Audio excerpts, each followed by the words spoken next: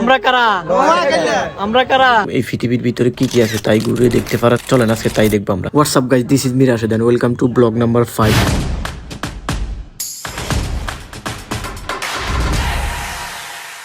আমি হলাগা দেখতে একখানা কালা আর বাড়ি নোয়াখালী জেলা আর আত্মন ঘুরতে খুব লাগে ভালো। আর ভালো হওয়ার একটাই কারণ আমরা যাচ্ছি নরসিংদী, আমার সাথে আছে সুমন, মিজানরা, ফয়সাল। কুমিল্লা আসি আমরা আমাদের গাড়ির গ্যাস ফুল করে নিলাম যেন সামনে দিলে কোনো প্রবলেম না হয় গ্যাসের। গ্যাস নেওয়া শেষ আমরা আবারও রওনা দিলাম। আর একটা কথা ড্রাইভারদের, এখন যেহেতু শীতের মৌসুম আসতেছে এই সময় কুয়াশা থাকবে, প্রচুর পরিমাণে কুয়াশা থাকে, দেশে আপনারা গাড়িটা একটু কেয়ারফুলি চালাবেন। আমাদের ড্রাইভারটা অত্যন্ত ভালো ছিল এবং কেয়ারফুলি ড্রাইভার। নরসিংদী আস্তে আস্তে আমাদের ভোর 6টা হয়ে গেছে। আমাদের গাড়িটা পার্কিং করে নিলাম। আমাদেরকে রিসিভ করতে আসছে বাগিনা ফারবেজ। এখন যেহেতু ভোর 6টা আমরা ওদের বাসায় একটু রেস্ট নেবো, রেস্ট নেওয়ার পরে বাইরে হবো। রেস্ট নেওয়া শেষ, এখন বেজে গেছে প্রায় 8:30। এখন সবার বাইরে হওয়ার ফল। এই বাগিনা ফারবেজ তুমি তাড়াতাড়ি গাড়ি দাও, আমাদেরকে নিয়ে যাও নরসিংদী ডিম হলিডে পার্ক। প্রায় রেডি হওয়া শেষ, এখন আমাদের বাইরে হওয়ার ফালা। আমরা বাসা থেকে বাইরে সরাসরি চলে আসলাম 5 মোড়। 5 মোড় থেকে একটু দক্ষিণে গেলেই নরসিংদী ডিম হলিডে পার্ক। আমাদের জন্য পার্কের সামনে ওয়েট করতেছে রাকিব, রাজু, জাহিদ। ওরা পার্কের সামনে আসি একদম ওদের ফিক তোলা শেষ। রাকিব আমাদের জন্য এখান দিয়ে দাঁড়ায় আছে। রাজু আসি দরজা খুলে দিয়ে বলে এখানে গ্যাংস্টার একটা ব্যাকগ্রাউন্ড মিউজিক দিয়ে স্লো মোশন দিয়ে দিস।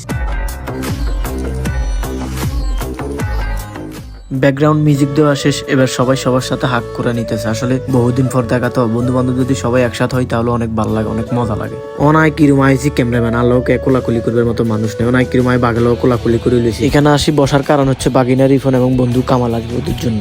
দীর্ঘ আধা ঘন্টা বই তাহানের হরে তারা আইছে। তারা আইতো ও বাবুরে লাদেনকে আম্বানি পরিবারের লোক। কামাল আর রিফন আসার পর আমরা সরাসরি চলে গেলাম ভিতরে গেলে প্রথমে ফার্স্টে দেখবেন পৃথিবীর গোলাকারের মানচিত্রটা। এতুগা হলাম যদি এক জায়গায় একসাথে যায় তাহলে তো এলাকা পুরো আতঙ্কেই থাকবো। টিকিটের বিষয়ে কথা বলি, টিকিট আমরা জন প্রতি 1590 টাকা করে নিছি। আপনারা চাইলে আরো কম দামি টিকিট নিতে পারেন, তবে আমি মনে করি 1590 টাকার টিকিট নিলে আপনারা পার্কের ভিতর সবকিছু শেয়ার করতে পারবেন। আপনি রাইড যেটা মন চাইবে আপনি সেটার মধ্যে উঠতে পারবেন। এভরিথিং সবকিছুই আমরা শেয়ার করতে পারবো, মানে আমরা উঠতে পারবো, সবকিছুতেই ঢুকতে পারবো। আমাদের কোনো না আমরা টিকিট শো করলে আমরা সবকিছুই দেখতে পারবো। ট্রেনের জার্নি শেষ করে আমরা সরাসরি চলে আসলাম ভূতের বাড়িতে। আর ভূতের বাড়ি আমি ইউটিউব ফেসবুকে অনেকবার দেখছি, বাট কখনো যাওয়া হয় নাই। এখন ফার্স্ট টাইম ভূতের বাড়িতে ঢুকলাম। আর ভূতের বাড়িতে এক কথাই অস্থির, মানে এখানে যে আর্টিস্টটা করছে না একদম অস্থির ছিল। ভূতের বাড়ি শেষ করে আমরা সরাসরি চলে গেলাম টানেলে, মানে নদীর নিচ দিয়ে ওপারে গেলাম। আমরা আসি আমরা সরাসরি চলে গেলাম হেলিকপ্টার মাঠে। হেলিকপ্টারের মাঠে গিয়ে আমরা কিছু ছবি টবি তুলি, চলে গেলাম মেট্রো রেল ভ্রমণ করে। মেট্রো রেল শেষ করে আমরা চলে যাবো এখন অন্যরকম একটা জগতে, ড্রিম রিভাইভ ক্যাব। আসলে এটার ভিতরে না ঢুকলে আপনি পুরো পার্কের মজাটাই পাবেন না। আপনি ড্রিম হলিডে পার্কে আসছেন যে ওই মজাটা পাবেন না। ড্রিম রিভাইভ ক্যাবের কিছু ভিউ উপভোগ করুন ব্যাকগ্রাউন্ড মিউজিক দিয়ে।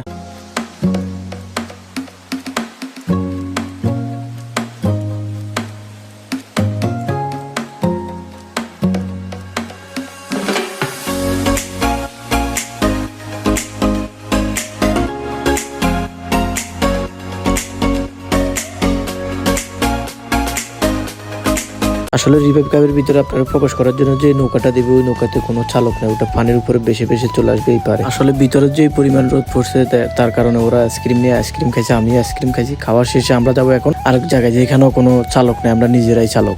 গোল আকৃতি, এটা মনে হয় একটা চাকা হবে। ওই চাকাটায় আমরা উঠছি, দেশ হয় আমাদেরকে ওই পাশে নিয়ে আসছে। হেলিকপ্টারে উঠছি, ওইখানেও কোনো পাইলট নেই, আমরা নিজেরাই চালাইছি। পার্কের ভিতরে কিছু সুন্দর দৃশ্য উপভোগ করুন।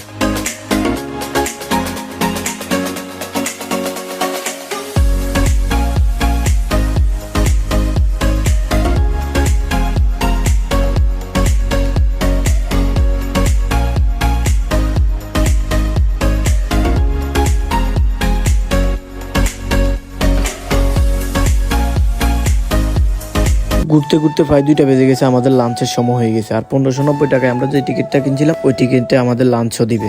সবাই ফ্রেশ হয়ে ওয়েট করতেছে কোন সময় লাঞ্চ দিবে। লাঞ্চ করা শেষ হলে আমরা চলে যাব সরাসরি সুইমিং পুলে। কথা বলতে আমাদের লাঞ্চ চলে আসলো। লাঞ্চ করা শেষ হলে আমরা সরাসরি চলে যাব সুইমিং পুলে। কামাল এত বেশি খাইতে পারে না। সুইমিং পুল আসার পরে কামাল স্বাগতম হিসেবে একটা নাচ দিল, সুন্দরই লাগছিল।